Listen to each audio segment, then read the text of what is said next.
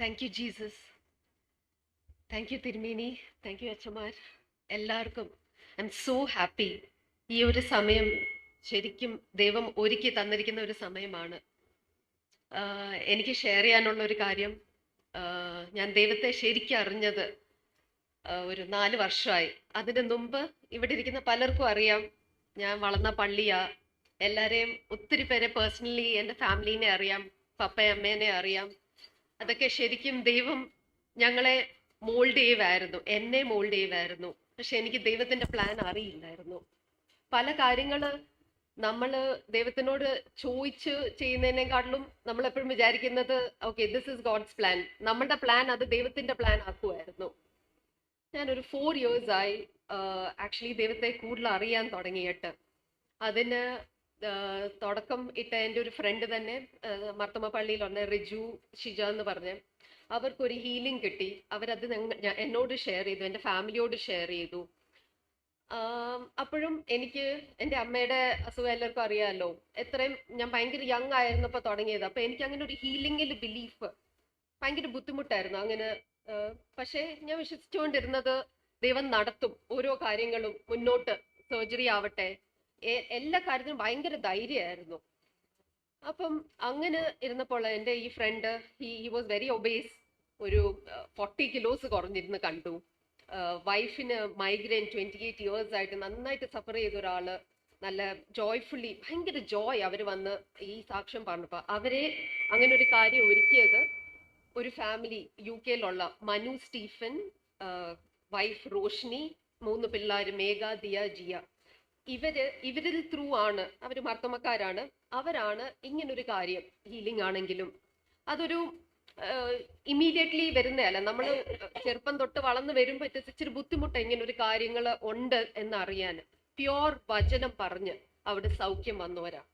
അപ്പൊ ഞാനിത് കേട്ട സമയം, ആ സമയം എനിക്കും ഒരു ഹെൽത്ത് ഇഷ്യൂ ഉണ്ടായിരുന്നു. ഒരു 3.5 years ആയിട്ട് എനിക്കൊരു ഇഷ്യൂ ഉണ്ടായിരുന്നു. അപ്പം ഇവരെനിക്കൊരു ഹീലിംഗ് സീരീസ് എന്ന് പറഞ്ഞ്, ഞാൻ മനു ചേട്ടൻ എന്നാ വിളിക്കുന്നത്, മനു ചേട്ടന്റെ ഒരു മെസ്സേജസ് ഷെയർ ചെയ്തു.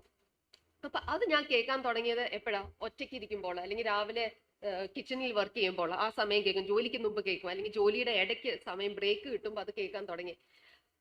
വചനം കേൾവിയാല് കേട്ട് കേട്ട് കേട്ട് അങ്ങനെ എനിക്ക് ഹീലിംഗ് കിട്ടി. ആ ഒരു ഹീലിംഗ് കിട്ടി കഴിഞ്ഞിട്ട് എനിക്ക് ഐ വാസ് ലൈക്ക്, ഇത് എന്തുകൊണ്ട് മറ്റുള്ളവർക്ക് എത്തിക്കൂടാ? എന്നെ പിന്നെ സ്റ്റോപ്പ് ചെയ്യാൻ പറ്റിയില്ല. അത് കഴിഞ്ഞിട്ട് എൻ്റെ ഫ്രണ്ട് ആവട്ടെ, ഒരു എൻ്റെ സ്കൂളിൽ പഠിച്ച പൂർണിമ എന്ന് പറഞ്ഞ്, പലർക്കും ഇവിടെ ഇരിക്കുന്നവർക്ക് അറിയാം. പുള്ളിക്കാരിക്ക് മൾട്ടിപ്പിൾ ക്യാൻസർ വന്നതാ, സ്റ്റൊമക്, തൈറോയിഡ്, അത് കഴിഞ്ഞ് ട്യൂമർ, അത് ഹെഡ് ട്യൂമർ, അത് റിമൂവ് ചെയ്തു. അങ്ങനെ കീമോ ചെയ്തുകൊണ്ടിരുന്ന ആ കുട്ടിയെ ഞാൻ പറഞ്ഞു ദിസ് ഇസ് റിയൽ, എനിക്ക് കിട്ടി, നീ ഇത് കേക്ക്, നിനക്കും കിട്ടും. പക്ഷെ അത് ഒത്തിരി ഹിൻഡ്രൻസസ് ഉണ്ട് ഇങ്ങനെയുള്ള കാര്യങ്ങളൊക്കെ ചെയ്യുമ്പോൾ. പക്ഷെ ഞാൻ പറയട്ടെ, ഐ മേക്ക് ഇറ്റ് ഷോർട്ട്. ഇന്ന് ദോഹയില് എക്സൈറ്റിംഗ് ആയിട്ട് നടക്കുന്ന ഒരു കാര്യമാണ്. എത്ര പേർക്ക് ഹീലിംഗ് കിട്ടിയെന്ന് അറിയാമോ? ക്യാൻസർ ആയിട്ടുള്ളത് നമ്മുടെ പള്ളിയിലുള്ളവരുണ്ട്, പുറത്തുള്ളവരുണ്ട്, ഹിന്ദുസ് ഉണ്ട്, പല കാര്യങ്ങൾ. അപ്പം വെനവർ മഞ്ചേട്ടൻ ദോഹ വരും, ഞാൻ അവിടെ സെഷൻസ് ഒരുക്കും. ആർക്കൊക്കെ personal, this is like A personal meeting with ദൈവം നമ്മളോട് എന്തുവാ സംസാരിക്കാൻ പോകുന്ന വചനപ്രകാരം പറയുന്നു, അവിടെ അത്ഭുതങ്ങൾ നടന്നിരിക്കും. അങ്ങനെ പലർക്കും അങ്ങനെ ചേഞ്ചസ് ഉണ്ടായി. പിന്നെ അഗൈൻ ബൈബിളിലുള്ള പോലെ തന്നെ കിട്ടും, ആൾക്കാരുടെ വഴിക്ക് പോകും. ഇത് പറഞ്ഞാൽ കേൾവിയാല, രക്തസ്രാവം വന്ന സ്ത്രീ കേൾവിയാല അവിടെ ദൈവത്തിന്റെ യേശുവിന്റെ വസ്ത്രത്തിന്റെ തൊങ്ങലൊന്ന് തൊട്ടാല് ആ ഒരു വിശ്വാസം എങ്ങനെ വന്ന കേൾവിയാലാണ്. ആ പുള്ളിക്കാരിയുടെ ആ റിപ്പീറ്റഡ് ടോക്ക്, ദാറ്റ് ഞാൻ ടച്ച് ചെയ്താ വരുമെന്നുള്ള ആ ഒരു ഫെയ്ത്ത്, അത് കേൾവിയാൽ വന്നതാണ്. ആൻഡ് ആ ഒരു സെൽഫ് ടോക്ക്, അങ്ങനെയുള്ള കാര്യങ്ങളൊന്നും നമുക്ക് അറിയില്ലായിരുന്നു. അങ്ങനെ ഇരിക്കുകയാണ് ദൈവം ശരിക്കും എന്നെ പ്രിപ്പയർ ചെയ്യുമായിരുന്നു. കഴിഞ്ഞ വർഷം എൻ്റെ മോൻ, അവൻ്റെ പേര് ജോണത്തൻ, അവന് അപ്പൊ ഒരു ഓൾമോസ്റ്റ് 3 years ആയി. ആ സമയമായപ്പോൾ ഞങ്ങള് പ്രാക്ടീസ് ചെയ്യാൻ തുടങ്ങി ഈ പഠിക്കുന്ന. അപ്പം the thing is that we have every week ഞങ്ങൾക്ക് ഒരു ബൈബിൾ ക്ലാസ് ഉണ്ട്. മനുഷ്യട്ട് ഞങ്ങൾക്ക് ബൈബിൾ പഠിപ്പിക്കും, ഓരോ പോർഷൻസ് തരും, ഓരോ ബുക്സ് തരും, അതിൽ നിന്ന് പഠിക്കും, വചനം പഠിക്കാൻ തുടങ്ങി. ആൻഡ് അപ്പൊ വി സ്റ്റാർട്ടഡ് പ്രാക്ടീസിങ്. പനി വരുമ്പോൾ അല്ലെങ്കിൽ ചെറിയ ചെറിയ കാര്യം വരുമ്പോൾ നമ്മൾ എവിടെയോ തെറ്റിയിട്ടുണ്ട്. എന്തിനാ നമുക്ക് ഈ ഒരു ഹെൽത്ത് വേണ്ടിയത്? To serve the Lord. Okay, അപ്പൊ ഹെൽത്തിന് നമ്മൾ എന്തുവാ ചെയ്യേണ്ടത്? പിന്നെ നമ്മൾ വെറുതെ തോന്നുന്ന പോലെ കഴിക്കുക, തോന്നുന്ന പോലെ എക്സസൈസ് ചെയ്യുക, അങ്ങനെയല്ല. ഒരു ഓർഡർ വേണം. Our God is a God of order. Creation പോലും ഉണ്ടാക്കിയിരിക്കുന്ന ഓർഡറിലാണ്. അപ്പൊ ഞങ്ങൾക്ക് ഓർഡറിലാവാൻ തുടങ്ങി. It was very difficult, because അങ്ങനെ ഒരു ചിട്ടയില്ലാത്ത ഒരു രീതിയിൽ നിന്ന് മാറാനും കാര്യങ്ങൾ ചെയ്യാനും. അങ്ങനെ ഇരുന്നപ്പോൾ മോന് ഒരു ഷർദിൽ തുടങ്ങി. ഷർദിൽ തുടങ്ങിയിട്ട് നിർത്താതായി. സ്കൂളിൽ നിന്ന് വന്നു, പിന്നെ മോനെ നീ തന്നെ പ്രാർത്ഥിക്കുന്നു. നമ്മൾ പ്രാർത്ഥിക്കുന്നു, അത് ചെറുതായിട്ട് മാറുന്നു, അങ്ങനെ നിൽക്കുന്നു. ഷർദിലും കൂടിക്കൂടി അവന് മഞ്ഞവെള്ളം ഛർദ്ദിക്കാൻ തുടങ്ങി. അപ്പോഴും ഇല്ല, ഫെയ്ത്ത് വിട്ടത്തില്ല. ഒരു ദിവസമായി അപ്പോഴത്തേനും. അപ്പൊ മഞ്ചേട്ടൻ ഈ സെഷൻസ് എടുക്കാൻ അവിടെ വന്നിട്ടുണ്ട്. I took him over there. എന്റെ വീട് അപ്പൊ ഷിഫ്റ്റ് ചെയ്യായിരുന്നു. ഞാൻ ലീവ് എടുത്തു ഓഫീസിൽ നിന്ന്. എനിക്ക് ആ ഒരു ഫെയ്ത്ത് ആണ്. He is healed. I M already seeing his healing. അങ്ങനെ അവനെ അവിടെ കൊണ്ടുപോയത്. അത് കഴിഞ്ഞ് ഞാൻ തിരിച്ച് എന്റെ ജോലി ചെയ്യാൻ പോകുന്നു. തിരിച്ച് ഇവനെ പിക്ക് ചെയ്യാൻ വന്നപ്പോഴും മോൻ പറഞ്ഞു അവന് പെയിൻ ഉണ്ട്. അപ്പൊ മഞ്ചേട്ടൻ പറഞ്ഞു take him to the hospital, don't wait. അങ്ങനെ. പക്ഷെ ഞങ്ങൾ തിരിച്ചു വന്നു കഴിഞ്ഞ് ഇവൻ ഛർദ്ദിച്ച് അവസാനം ഒരു മഞ്ഞവെള്ളം മാറി പച്ചവെള്ളം ആവാൻ തുടങ്ങി. കിംസ് ഹോസ്പിറ്റലിൽ കൊണ്ടുപോയി. അവരവിടെ അവന് ഡ്രിപ്പൊക്കെ ഇട്ടിട്ട് പറഞ്ഞു ഇനി ഛർദ്ദിക്കത്തില്ല, തിരിച്ചു കൊണ്ടുപോയിക്കോ. പക്ഷെ ഹി അഗൈൻ സ്റ്റാർട്ടഡ് വോമിറ്റിംഗ്. അത് കഴിഞ്ഞിട്ട് ഞങ്ങൾ ഹമദി കയറി. ഹമദിലും മോന് നടന്നാ കയറുന്നത്. He has that faith, I M telling you. ഞങ്ങളുടെ ആ 2-3 ഇയേഴ്സിന്റെ ജീവിതം വേർ വി റിപ്പീറ്റഡ്ലി വേർഡിന്റെ പവർ കണ്ട ആൾക്കാരാണ്. അവന് അപ്പോഴും ധൈര്യത്തോടെ ഞങ്ങൾ നടന്ന ആ ഹോസ്പിറ്റലിൽ കയറുന്നത്. കയറി കഴിഞ്ഞപ്പോഴത്തേനും അവർ ആ എമർജൻസി കോഡ് വിളിച്ചിട്ട് നിറച്ച് ഡോക്ടേഴ്സും നഴ്സുമാരും എല്ലാവരും കൂടി വന്ന് ഇവനെ അങ്ങ് കൊണ്ടുപോയിട്ട് പിന്നെ he started singing right in front of me. അപ്പോഴും ഞാൻ ആ ബെഡിന്റെ ചുറ്റിനും ഫുൾ ഡോക്ടേഴ്സും നഴ്സുമാരും ഇവന്റെ readings, oxygen level. Even he started bloating. അപ്പോഴത്തേനും I kept saying one thing.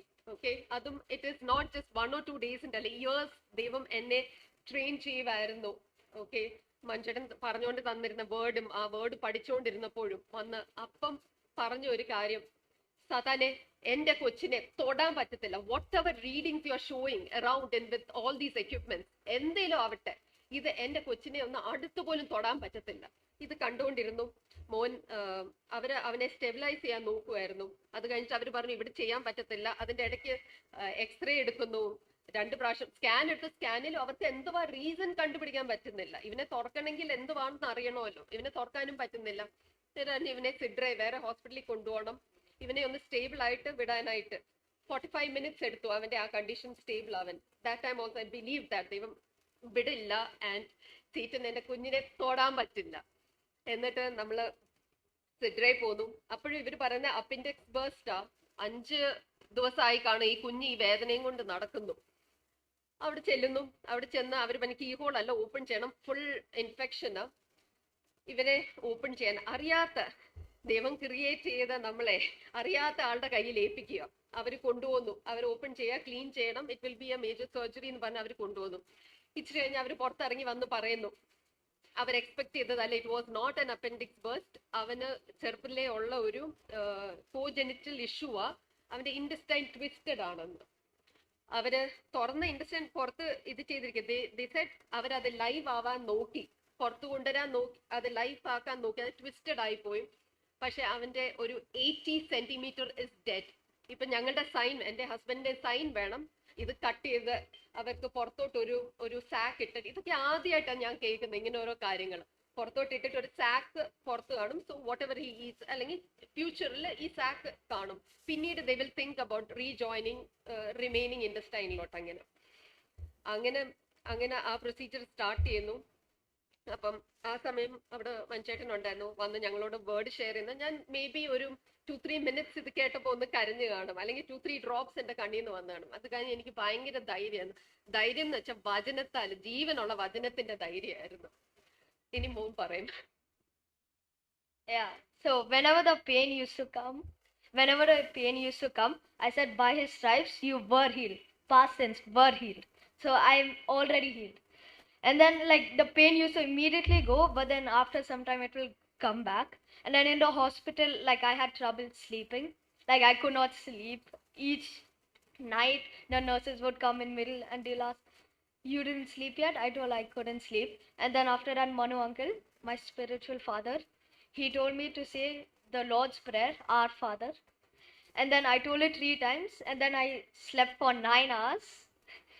And then Manu uncle used to come in the morning and speak word, and like I felt very joyful, and I was like getting strengthened.